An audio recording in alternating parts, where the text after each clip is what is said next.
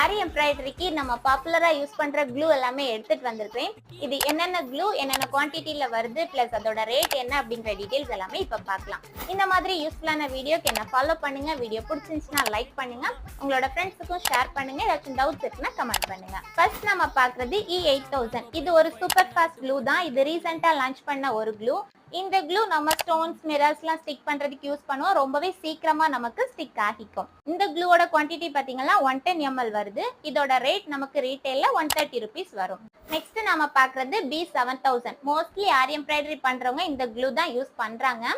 இந்த க்ளூ பாத்தீங்கன்னா அதே மாதிரி தான், நம்ம இதுக்கு முன்னாடி பார்த்த அதே க்ளூ மாதிரி தான் ஸ்டோன்ஸ் மிரர்ஸ் இதெல்லாமே ஸ்டிக் பண்றதுக்கு யூஸ் பண்ணுவோம். சீக்கிரமாவே இதுவும் ஸ்டிக் ஆகிக்கும். இந்த க்ளூ 3 டிஃபரெண்ட் குவான்டிட்டிஸ்ல வருது. 110 ml, 50 ml and 25 ml. இதோட ரீட்டைல் பிரைஸ் பாத்தீங்கன்னா 110 ml உங்களுக்கு 90 rupees, 50 ml 60 rupees, 25 ml 45 rupees.